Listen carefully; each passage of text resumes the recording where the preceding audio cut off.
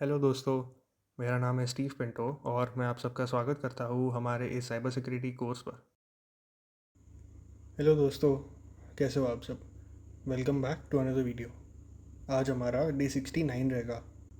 आई hope आपने last video देखा और उसके डिस्क्रिप्शन में जो टेस्ट का लिंक था वो टेस्ट को अटेम्प्ट किया। आज हम देखेंगे उसी एमसीक्यू टेस्ट के सॉल्यूशंस का डीप डाइव। हम देखेंगे हर एक क्वेश्चन का एक सिंपल एक्सप्लेनेशन। आज की वीडियो में हम उन सारे 30 क्वेश्चंस का डिटेल पोस्टमार्टम करेंगे। हम सिर्फ आंसर्स नहीं देखेंगे बल्कि हर एक ऑप्शन के पीछे की लॉजिक और प्रैक्टिकल रीज़न समझेंगे ताकि आपका फाउंडेशन स्ट्रांग हो सके। तो चलिए शुरू करते हैं। सबसे पहला question, what is the primary difference between an ethical hacker and a malicious hacker? इसका सही आंसर है option C, permission and legal authorization. एक एथिकल हैकर हमेशा लीगल कॉन्ट्रैक्ट और परमिशन के साथ काम करता है, जबकि मैलिशियस हैकर बिना किसी ऑथराइजेशन के सिस्टम को ब्रेक करता है। प्रोफेशनल वर्ल्ड में इसी परमिशन को वाइट हैट हैकिंग का बेस माना जाता है। सेकंड क्वेश्चन है, which phase of hacking involves gathering information about a target without interacting with it directly? इसका आंसर है सी, यानी रिकॉनिजेंस फुटप्रिंटिंग। इस फेज़ में हम टारगेट से डायरेक्टली इंटरैक्ट नहीं करते और OSINT टेक्निक्स का यूज़ करके सेंसिटिव डेटा निकालते हैं। ये हैकिंग का सबसे पहला और सबसे बोरिंग पर सबसे इम्पॉर्टेंट स्टेप होता है। नेक्स्ट क्वेश्चन है question 3, in which phase does a hacker identify open ports and live services? इसका आंसर है ऑप्शन बी, स्कैनिंग फेज का मेन ऑब्जेक्टिव ही ये पता लगाना होता है कि टारगेट मशीन पर कौन कौन से रास्ते मतलब पोर्ट्स खुले हैं। इसी फेज में हम लाइव होस्ट्स को पिंग करके उनकी अवेलेबिलिटी चेक करते हैं। नेक्स्ट क्वेश्चन है, what is the final most crucial step for a professional ethical hacker? इसका आंसर है option C, reporting and remediation. Hacking ख़त्म होने के बाद रिपोर्टिंग सबसे ज़रूरी है क्योंकि क्लाइंट को फ्लॉज और उनके सॉल्यूशंस बताना ही हमारा प्राइमरी जॉब है। बिना डिटेल रिपोर्ट किए एक पेनिट्रेशन टेस्ट की कोई वैल्यू नहीं होती। नेक्स्ट क्वेश्चन है, which document defines the boundaries, tools and targets allowed during a security test? इसका आंसर है option C, rules of engagement, legal scope.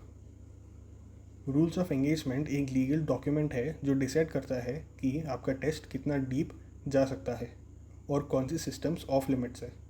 इसके बिना काम करना इलीगल हैकिंग की कैटेगरी में आ सकता है। नेक्स्ट है सेक्शन 2, रिकॉनिजेंस एंड फुटप्रिंटिंग। पहला क्वेश्चन, OSINT का डेफिनेशन। इसका आंसर है option B, open source intelligence. इसका मतलब है वो सारी इन्फॉर्मेशन जो पब्लिकली इंटरनेट पर अवेलेबल है और जिसे कोई भी एक्सेस कर सकता है। इसमें सोशल मीडिया, पब्लिक रिकॉर्ड्स और न्यूज़ साइट्स का डेटा शामिल होता है। नेक्स्ट है question 7, which Google dork operator is use to find a specific file type like PDF और log on a website?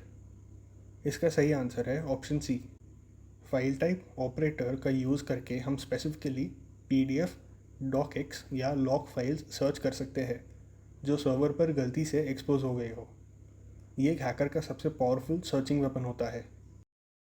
Next है question 8, which tool is used to find domain registration details and ownership information? इसका correct answer है option B, WHOIS lookup से हमें domain registration की date, owner का नाम और कॉन्टैक्ट डिटेल्स मिल जाती है। इससे हमें टारगेट ऑर्गेनाइजेशन के इंफ्रास्ट्रक्चर का एक इनिशियल आइडिया मिल जाता है। नेक्स्ट है question 9, finding a person's professional background via LinkedIn is an example of? Correct answer है option B, social profiling, passive recon. LinkedIn या ट्विटर से किसी एम्प्लॉय की इंफॉर्मेशन निकालना पैसिव रिकॉन है क्योंकि हम टारगेट सर्वर को टच नहीं कर रहे। इसे हैकर को पता चलता है कि कंपनी में कौन सी टेक्नोलॉजी यूज़ हो रही है। अब आते हैं सेक्शन 3 पर, scanning and enumeration. Question 10, what is the primary purpose of Nmap? इसका आंसर है option C, for network discovery and security auditing. Nmap सिर्फ पोर्ट्स नहीं देखता बल्कि ये पूरे नेटवर्क का ऑडिट करता है और डिवाइसेस की टोपोलॉजी मैप करने में हेल्प करता है। इसका यूज़ एडमिन्स और हैकर्स दोनों सिक्योरिटी चेक के लिए करते हैं। नेक्स्ट है question 11। During an Nmap scan what does a filtered port status mean? सही आंसर है ऑप्शन बी, अ फायरवॉल और filter is blocking the probes. जब पोर्ट फिल्टर दिखाता है इसका मतलब है कि हमारा पैकेट टारगेट तक नहीं पहुंचा क्योंकि किसी फायरवॉल या आईपीएस ने उसे रास्ते में ही ब्लॉक कर दिया। हैकर को यहाँ अपनी स्ट्रैटेजी चेंज करनी पड़ती है। Question 12। Which process involves identifying specific user accounts और सिस्टम बैनर्स? करेक्ट ऑप्शन है option D, enumeration. Enumeration scanning से एक स्टेप आगे है जहाँ हम स्पेसिफिक इंफॉर्मेशन जैसे यूज़र नेम्स, शेयर्स और सर्विस बैनर्स को एक्सट्रैक्ट करते हैं। इससे हमें अटैक सर्विस की एग्जैक्ट डिटेल्स मिलती है। Question 13। Which nmap flag is used to perform a service version detection scan? सही ऑप्शन है ऑप्शन ए, -SP। ये कमांड हमें ये बताता है कि पोर्ट पर चल रहे सॉफ्टवेयर का एग्जैक्ट वर्जन क्या है। अगर वर्जन पुराना है तो हम स्पेसिफिक CVE एक्सप्लॉइट्स सर्च कर सकते हैं। अब आते हैं सेक्शन 4 पर, vulnerability assessment and malware. Question 14 बोलता है what is the goal of a vulnerability assessment? Option B, to identify and prioritize security weaknesses. Vulnerability का मेन गोल सिस्टम फाइल्स में फ्लॉज ढूंढना और उन्हें कैटेगराइज करना है। इससे कंपनी को पता चलता है कि उन्हें पहले कौन सा होल बंद करना है। Question 15। Which of these is a common automated vulnerability scanner? Correct option है सी, नेसिस एंड OpenVS। नेसिस और OpenVS इंडस्ट्री लीडिंग स्कैनर्स है जो हज़ारों वल्नरेबिलिटीज़ को ऑटोमेटिकली डिटेक्ट कर सकते हैं। ये टूल्स मैनुअल वर्क को कम करते हैं और रिपोर्ट्स जनरेट करते हैं। Question 16। Which type of malware can self replicate and spread across a network without human intervention? इसका सही आंसर है ऑप्शन सी, वर्म। वर्म्स की सबसे डेंजरस बात यह है कि उन्हें स्प्रेड होने के लिए किसी ह्यूमन इंटरेक्शन की ज़रूरत नहीं होती है। वो नेटवर्क वल्नरेबिलिटी का यूज़ करके एक पीसी से दूसरे पीसी पर ऑटोमेटिकली जंप कर सकते हैं। Question 17। What is a Trojan horse in cyber security? इसका करेक्ट ऑप्शन है D, malware disguised as legitimate software. Trojan हमेशा एक यूज़फुल सॉफ्टवेयर बनकर आता है जैसे एक फ्री गेम या यूटिलिटी, पर बैकग्राउंड में मैलिशियस काम करता है। ये यूज़र को धोखा देने के लिए डिज़ाइन किया जाता है। अब आते हैं सेक्शन 5 पर, system hacking and exploitation. Question 18। What is privilege escalation? Correct option है A, moving from a low level user to an administrator और अ रूट अकाउंट। जब एक हैकर लो लेवल यूज़र से सिस्टम एडमिनिस्ट्रेटर या root बनता है उसे privilege escalation कहते हैं। इसके बाद हैकर सिस्टम की हर फाइल और सेटिंग को कंट्रोल कर सकता है।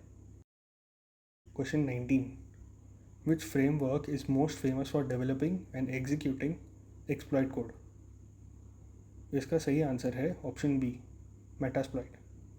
मेटास्प्लॉइट एक वास्ट डेटाबेस है जिसमें रेडी टू यूज़ एक्सप्लॉइट्स और पेलोड्स होते हैं।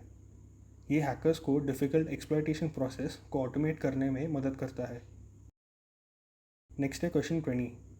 विच tool is considered the Swiss army knife of networking? इसका आंसर है ऑप्शन बी, नेटकैट। नेटकैट को स्विस आर्मी नाइफ इसलिए कहते हैं क्योंकि ये पोर्ट्स स्कैन कर सकता है, फाइल्स ट्रांसफ़र कर सकता है और रिवर्स शेल्स क्रिएट करने में हेल्प करता है। ये हर सिक्योरिटी एक्सपर्ट की टूल किट में होता है। नेक्स्ट है क्वेश्चन 21। What is phishing? इसका करेक्ट ऑप्शन है option A, a social engineering technique to steal all the important credentials via fake messages. Phishing एक सोशल इंजीनियरिंग अटैक है जहां हैकर फेक ईमेल्स भेजकर यूज़र का लॉगिन पासवर्ड चुराता है। इसमें टेक्निकल हैकिंग से ज़्यादा साइकोलॉजिकल मैनिपुलेशन का यूज़ होता है। अब आते हैं सेक्शन 6 पर, web testing and password cracking. Question 22 पूछता है विच tool is primarily used for intercepting and testing web application request? इसका करेक्ट ऑप्शन है ऑप्शन ए, बर्ब स्वीट। ये एक प्रॉक्सी टूल है जो ब्राउज़र से सर्वर तक जाने वाली हर रिक्वेस्ट को बीच में पकड़ लेता है, मतलब इंटरसेप्ट करता है। इससे हम रिक्वेस्ट के पैरामीटर्स को चेंज करके वल्नरेबिलिटीज़ टेस्ट करते हैं। नेक्स्ट है question 23। Which tool is specifically designed for high speed network logging cracking? इसका करेक्ट ऑप्शन है हाइड्रा, ऑप्शन डी। हाइड्रा का यूज़ SSH, FTP और HTTP सर्विसेज पर लॉगिन पासवर्ड्स क्रैक करने के लिए होता है। ये बहुत फास्ट है और मल्टीपल प्रोटोकॉल्स को सपोर्ट करता है। नेक्स्ट है question 24। In Linux where are user password hashes primarily stored? इसका आंसर है option A, ETC shadow. Linux में पासवर्ड्स प्लेन टेक्स्ट में नहीं बल्कि हैशेस के फॉर्म में /etc/shadow फाइल में स्टोर होते हैं। इस फाइल को सिर्फ रूट यूज़र ही रीड कर सकता है सिक्योरिटी रीजंस की वजह से। नेक्स्ट है question 25। What kind of attack uses a predefined list of common words to crack a password? इसका करेक्ट ऑप्शन है ऑप्शन सी, डिक्शनरी अटैक। इस अटैक में हम हज़ारों कॉमन पासवर्ड की एक लिस्ट डिक्शनरी यूज़ करते हैं। अगर यूज़र ने पासवर्ड 123 रखा है तो ये तुरंत कैच किया जाएगा। नेक्स्ट है question 26। Which command is used to combine etc password and etc shadow for John the Ripper? इसका करेक्ट ऑप्शन है option D, unshadow. John the Ripper को पासवर्ड क्रैक करने के लिए यूज़र इन्फो और हैशेस दोनों चाहिए होते हैं। अनशैडो कमांड पासवर्ड और शैडो फाइल्स को मर्ज करके एक रीडेबल फॉर्मेट बनाता है। नेक्स्ट है section 7, case studies and advance concepts. What is the main objective of a bug bounty platform? इसका करेक्ट ऑप्शन है option B, for companies to pay ethical hackers to find and report bugs. Bug bounty platforms जैसे HackerOne hackers को legal रास्ता देते हैं companies में bugs ढूंढने का और उन्हें रिपोर्ट करके पैसे कमाने के लिए। ये एक विन विन सिचुएशन है दोनों के लिए। नेक्स्ट है question 28। Which component in Metasploit is use to provide access to the target system after an exploit? इसका करेक्ट ऑप्शन है डी, पेलोड। एक्सप्लॉइट सिर्फ सिस्टम में घुसने का रास्ता बनाता है, लेकिन घुसने के बाद क्या करना है, जैसे शेल लेना, वो पेलोड डिसाइड करता है। पेलोड हैकर का रियल एक्शन होता है। Question 29। What is a dictionary in the context of password cracking? इसका करेक्ट ऑप्शन है option A, a text file containing thousands of potential passwords. Hacking में डिक्शनरी का मतलब है एक टेक्स्ट फाइल जिसमें पासवर्ड का कलेक्शन है। RawQ.txt सबसे फेमस वर्ड लिस्ट है जो रियल वर्ल्ड ब्रीचेस से बनी है। Last question, question 30। Why is a reporting phase necessary?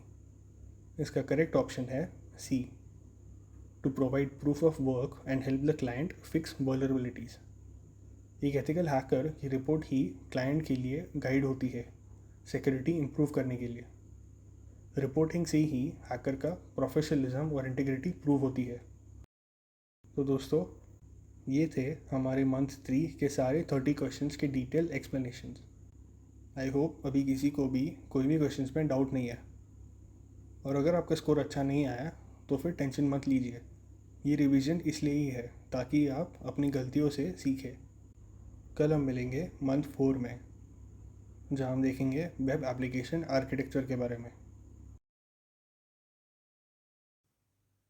Thank you so much इस वीडियो को देखने के लिए। प्लीज़ इस वीडियो को लाइक करें और हमारे चैनल को सब्सक्राइब करें ताकि हमारे अपलोडेड वीडियोस आपके पास सबसे पहले आ सके।